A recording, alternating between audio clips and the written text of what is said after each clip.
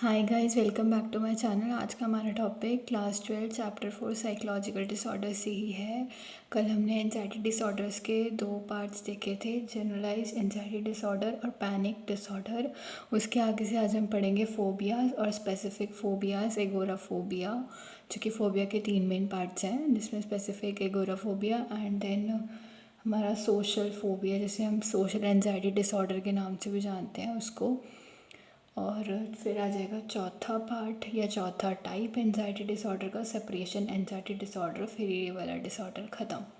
ठीक है, फोबियाज़ देख लेते हैं। यहाँ पे बता रखा है कि हम ऐसे लोगों से मिले होंगे, हमने ऐसा सुना होगा कि किसी को लिफ्ट में अकेले ट्रैवल करने में डर लगता है, लेकिन वो फिर इस वजह से ज़्यादा प्रेफर करता है कि वो सीढ़ियों से ही चढ़ के चला जाए 10th फ्लोर तक भी, क्योंकि उसे लिफ्ट में अकेले ट्रैवल करने में कंफर्टेबल नहीं है, डर लगता है। ठीक है, या किसी को रूम में जाने में डर लगता है क्योंकि वहाँ पर लेज़र्ड है, मतलब लाइक रेप्टाइल्स वगैरह से डर लगता है, कॉकरोचेस, लिजर्ड्स एंड ऑल, किसी स्पेसिफिक एनिमल से, किसी स्पेसिफिक चीज़ से। और ऐसा हमने खुद में भी देखा होगा या अपने किसी दोस्त में भी देखा होगा, जो कि अच्छी खासी रटी हुई पोएम जो उसे पूरी याद रहती है, कोई स्पीच हो गई जो उसे पूरी याद रहती है, लेकिन ऑडियंस के सामने बिल्कुल डम्ब, वो बोल नहीं पाता। नर्वसनेस इस हाई लेवल तक हो जाती है कि उसके मुँह से आवाज़ नहीं निकलती, उसे कुछ याद नहीं रहता, उस टाइम पे वो नहीं बोल पाता। तो ये सारे जो फ़ियर्स होते हैं ना, इनको फ़ोबियाज़ बोला जाता है। और लोग जिन्हें फ़ोबियाज़ होते हैं उन्हें इर्राशनल फ़ियर्स होते हैं, यानी कि इनके पीछे बेसिकली कोई रीज़न नहीं है, ये इर्राशनल है। ठीक है, रैशनल नहीं है बिल्कुल भी, और इनके पीछे का रीज़न ढूंढना भी मुश्किल है। अगर मतलब लाइक होता है, जैसे किसी को डर होता ही है पहले से किसी चीज़ का, तो इसके पीछे तुम क्या रीज़न निकालोगे, क्यों डरता है इस चीज़ से। यही हो सकता है कि उसके साथ कुछ बुरा हुआ उस चीज़ से रिलेटेड, लाइक लेज़र्ड है, कभी गिर गई हो तो डर लगता है कि अच्छा मेरे ऊपर न गिर जाए फिर से, ये सीन रहता है। बेसिकली वैसे इर्राशनल है, बिना किसी रीज़न के एवे ही डरना। ठीक है, लेकिन बहुत हाई लेवल तक होता है लोगों को, लाइक मतलब एकदम पसीने आने लग जाते हैं, वो बहुत काँपने लगते हैं, बिल्कुल करना नहीं चाहते उस चीज़ को। लाइक लिफ्ट का हो गया तो वो लिफ्ट में जाएंगे ही नहीं अकेले, चाहे कुछ हो जाए, कितना ऊपर तक चढ़ के उन्हें चले चले जाएंगे, बट वो लिफ्ट यूज़ नहीं करेंगे उस टाइम पे अकेले बिल्कुल। तो ये रैशनल फियर्स हैं जो कि लोगों को होते हैं, स्पेसिफिक ऑब्जेक्ट से रिलेटेड, बाकी दूसरे लोगों से रिलेटेड, या कुछ स्पेसिफिक सिचुएशंस में वो ऐसे एक्ट करते हैं सिचुएशन से रिलेटेड। फोबियाज डेवलप हो सकते हैं धीरे धीरे, और वैसे ही डेवलप होना शुरू होते हैं किससे, जनरलाइज एंजाइटी डिसऑर्डर से, जो कि हमने पढ़ा था कल। ये जो हमने पढ़ा था कल, जनरलाइज एंजाइटी डिसऑर्डर, ये इसी से ही डेवलप होना शुरू होते हैं, यहीं से बन के निकलते हैं। इस डिसऑर्डर में हमने देखा था ये अनएक्सप्लेन्ड है, इसको भी हम एक्सप्लेन नहीं कर सकते, ये बहुत लंबे समय तक चलता है, वेग है, एवे फालतू का। और ये भी इंटेंस फियर्स आते हैं इसके अंदर भी, बहुत डरावने डरावने ख्याल आ सकते हैं। ठीक है, ये हमने कल देखा था। तो फोबियाज़ को हम लोग ग्रुप कर सकते हैं 3 मेन टाइप्स में, specific phobia, social phobia, agoraphobia. Specific phobia most common occurring है, मतलब लोगों में सबसे ज़्यादा यही देखा जाता है, स्पेसिफिक फ़ोबिया। लाइक किसी को हाइट से डर लगता है, किसी को पानी से डर लगता है, ये सब आ जाता है स्पेसिफिक फ़ोबिया में।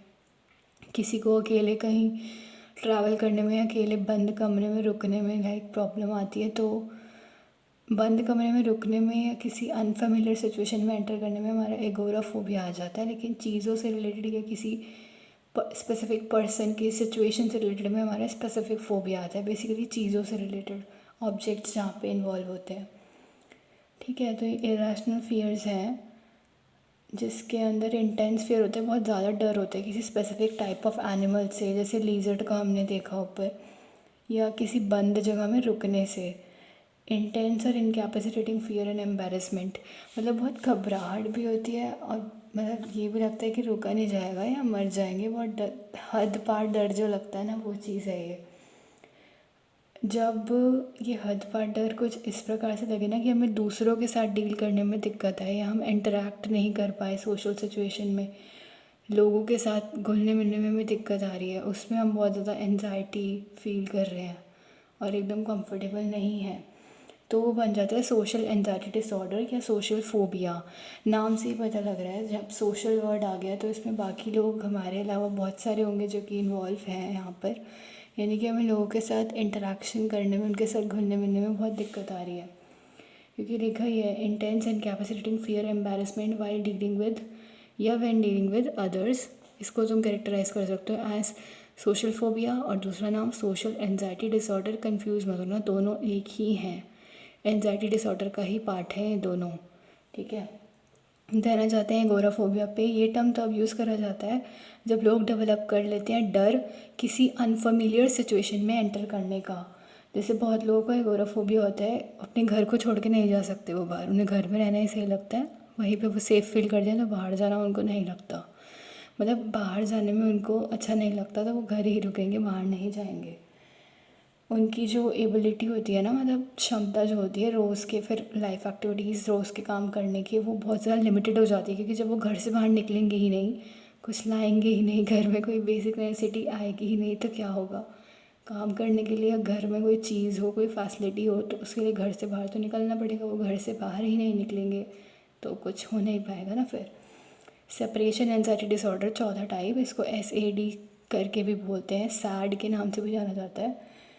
अब ये सेपरेशन एंजाइटी और सोशल एंजाइटी में कंफ्यूज मत होना, इसलिए इसका मैंने शॉर्ट फॉर्म बाहर लिखा ही नहीं कि दोनों अलग हैं। वो social anxiety disorder social phobia में आता है और फोबियाज़ का पार्ट है। सेपरेशन एंजाइटी डिसऑर्डर चौथा टाइप है एंजाइटी डिसऑर्डर्स का, ठीक है। तो इसमें नाम से बता देता है किसी से बिछड़ने में, किसी से अलग होने में हमें चिंता है, बहुत डर है, वरीज हैं, तो वो हमसे सहन नहीं हो रहा। बेसिकली अटैचमेंट फिगर से, जिन लोगों से हम बहुत ज़्यादा अटैच है उनसे अलग होने में हमें दिक्कत आ रही है, ठीक है। तो ये भी टाइप है एंजाइटी डिसऑर्डर का। इसमें इंडिविजुअल्स जिनको सेपरेशन एंजाइटी डिसऑर्डर होता है वो बहुत डरे हुए होते हैं, बहुत फेयरफुल फील करते हैं और बहुत चिंता रहती है उन्हें जब वो अपने अटैचमेंट फिगर से सेपरेट हो जाते हैं, अलग हो जाते हैं। और उन्हें इस हद तक मतलब एंजाइटी रहती है उनके दिमाग में, इस हद तक वो घबराए होते हैं, जो कि डेवलपमेंटली अप्रोप्रिएट नहीं है। यानी उनकी एज के हिसाब से वो उस हिसाब से बिहेव नहीं कर रहे। बहुत हद पार डरना जब वो लिमिट के बाहर हो जाए, क्योंकि तभी वो डिसऑर्डर में बन सकता है ना, जब वो लिमिट के बाहर हो जाए, हमारी एबिलिटी टू कंट्रोल के बाहर जाए, बॉडी के इक्विलिब्रियम को डिस्टर्ब करे, स्ट्रेस से वो डिस्ट्रेस बन जाए और डिस्टर्बेंस आने लगे ना जब हमारी डेली लाइफ के एक्टिविटीज़ को करने में, तो वो डिसऑर्डर बनता है। तो वही चीज़ है कि वो इस एक्सटेंट तक, इस हद तक बढ़ गया कि वो डेवलपमेंटली उनकी एज के हिसाब से भी, उनके दिमाग के हिसाब से भी मेच्योरिटी लेवल नहीं है बिल्कुल भी, बहुत ज़्यादा इनअप्रोप्रिएट लग रहा है, मतलब जितना नहीं होना चाहिए उतना हो रहा है। तो बच्चों को होता है, बेसिकली छोटे बच्चों को जिनको होता है, उनको डिफ़िकल्टी रहती है रूम में अकेले रुकने में बिना पेरेंट्स के, कोई ना कोई एक चाहिए, या स्कूल अकेले जाने में दिक्कत आती है, डर रहता है किसी नई सिचुएशन में एंटर करने में, फिर चाहे वो कहीं कोई पार्टी हो गई, कुछ हो गया, किसी के दोस्त का घर हो गया, कुछ भी हो गया, और इसलिए वो अपने पेरेंट्स से एकदम चिपके रहते हैं, उनसे अलग नहीं होते, और हर जगह पे, हर एक स्टेप पे कहीं भी जा रहे हैं पेरेंट्स को साथ लेके चलते हैं, बिल्कुल अपने साथ चिपका कर कि इन्हीं, मतलब एक पेरेंट्स के साथ ये फ्री है हमेशा, अकेले ही रुक नहीं पाएंगे, इन्हें डर लगता है, पेरेंट्स जहाँ जा रहे हैं उनके साथ जा रहे हैं, और जहाँ इनको जाना है वहाँ साथ पेरेंट्स जाएंगे, ये अकेले नहीं कर पाते ट्रैवल इतने अच्छे से।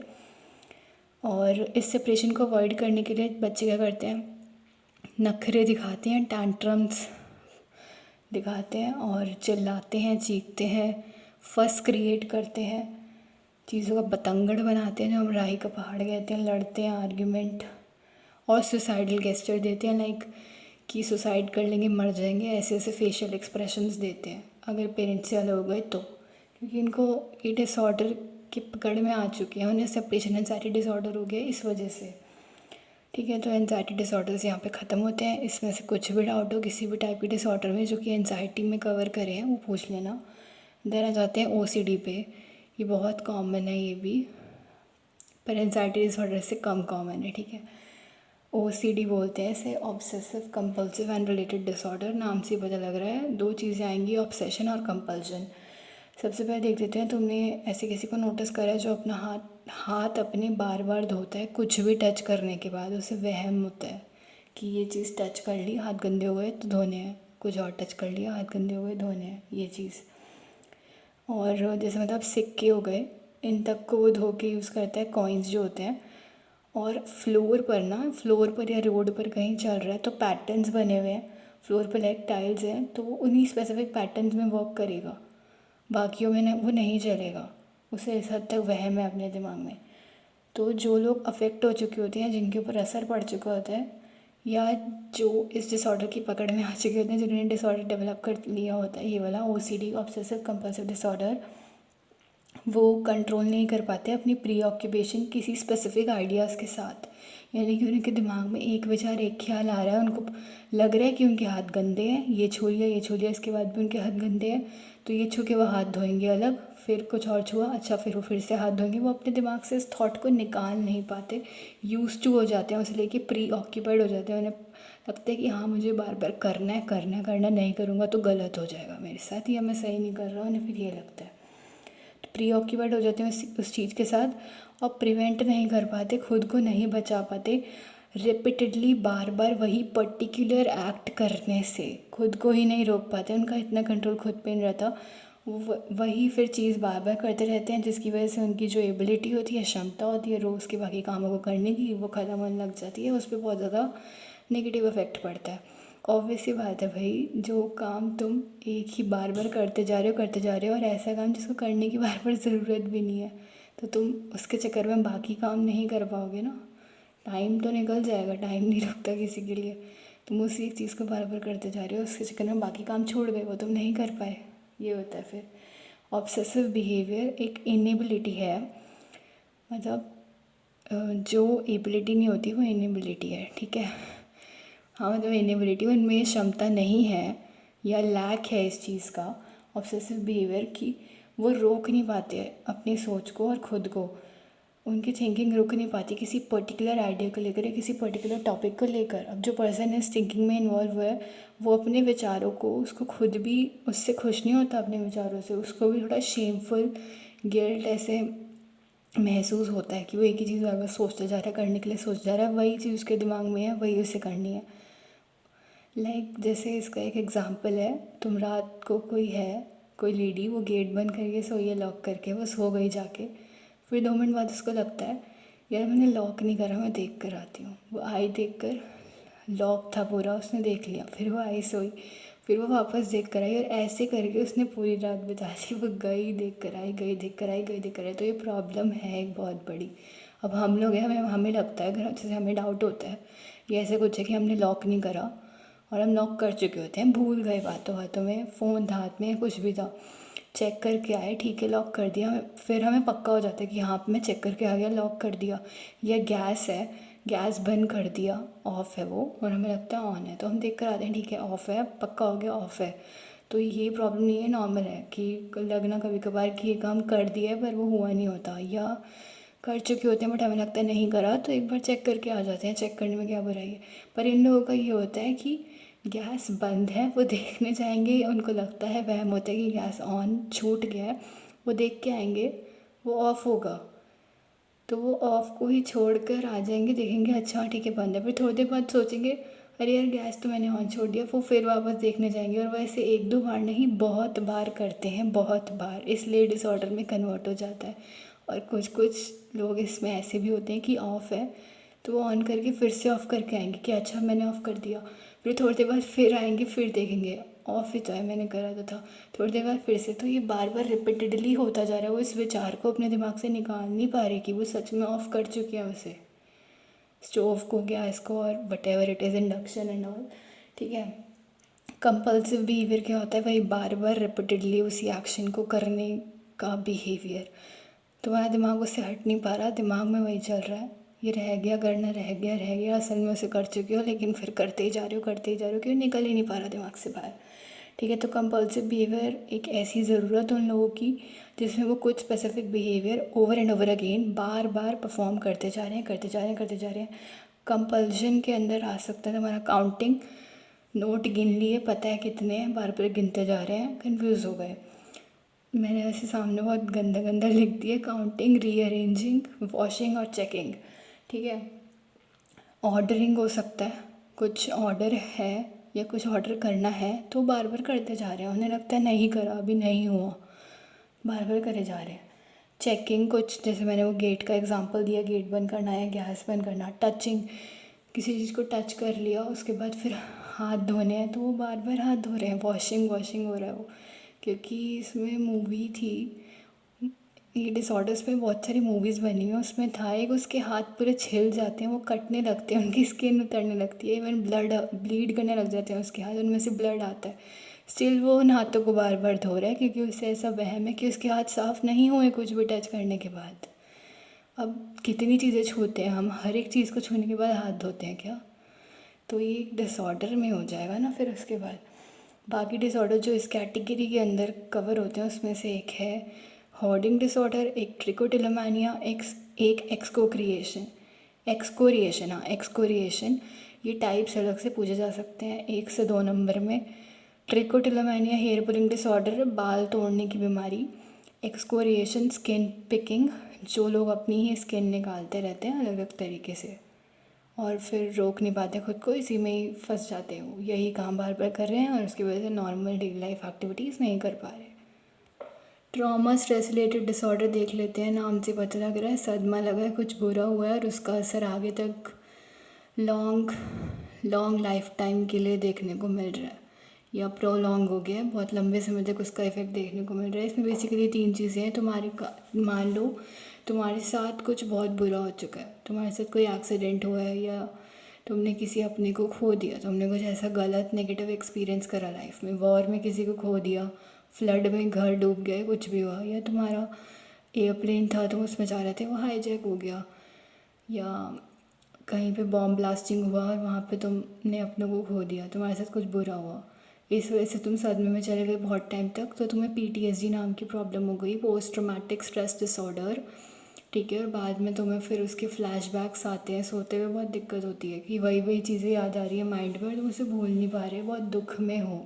उसके बाद अपने को खोने के बाद तो होते भी हैं दुख में, बट तुमने अगर खुद कुछ ऐसा बहुत बुरा एक्सपीरियंस करे, तुम्हारा ही एक्सीडेंट हो गया तो, या मान लो तुमने किसी और के साथ ऐसा कुछ गलत होते हुए देख लिया, लाइक किसी और का बहुत बुरी तरह एक्सीडेंट हो गया तुम्हारे सामने, तो वो इमेज तुम्हारे दिमाग से नहीं निकल पा रही, तुम्हारी मेमोरी में बन गया है, वो मेमोरी में चला गया और फिर वो लॉन्ग टर्म मेमोरी में भी एग्जिस्ट कर रहा है, वहाँ से निकल नहीं पा रहा, तुम्हें दूसरे के उससे बहुत ज़्यादा लग रहा है, तुमने किसी दूसरे के साथ इससे गलत होता हुआ देख लिया तो वो तुम्हारे दिमाग में छप गया है, नहीं निकल पा रहा। तीसरा इसमें यही है कि अपने किसी को खो देना या तुम्हारे साथ कुछ बुरा हो जाना, तुमने किसी के साथ बुरा होता हुआ देख लिया या तुमने खुद कुछ बुरा एक्सपीरियंस कर लिया, यही 3 चीज़ें होती हैं। एक बार बुक से देख लेते हैं।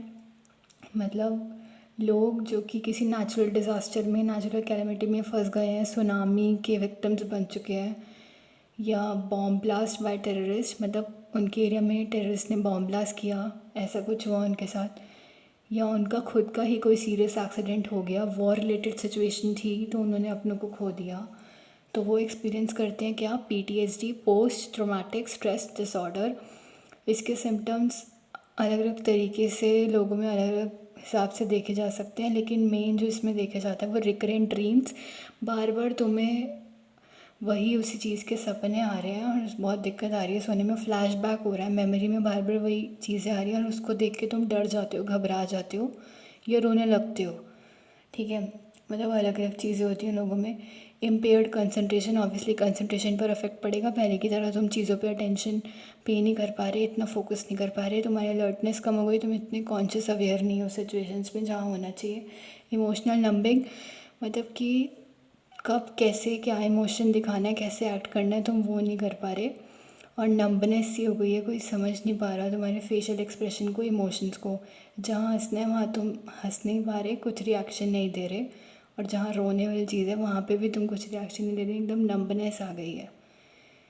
और कभी कभार तो लोगों के साथ उल्टा भी होता है, लाइक फ्लैशबैक में, ये स्किट्सों में भी देखा जाता है बहुत ज़्यादा, इनअप्रोप्रिएट अफेक्ट वगैरह में आता है, फॉर्मल थॉट डिसऑर्डर में आता है, बट यहाँ पर भी इतना ही है। और इस PTSD के टाइप्स क्या हो सकते हैं, या ट्रॉमा स्ट्रेस रिलेटेड डिसऑर्डर की कैटेगरी में कौन कौन से और डिसऑर्डर आ सकते हैं ये पूछा जा सकता है। 2 हैं, adjustment disorder, acute stress disorder. ठीक है, तो अगली क्लास में हम somatic symptom and related disorder के बारे में पढ़ेंगे। अभी के लिए इतना ही, थैंक्स फॉर वॉचिंग।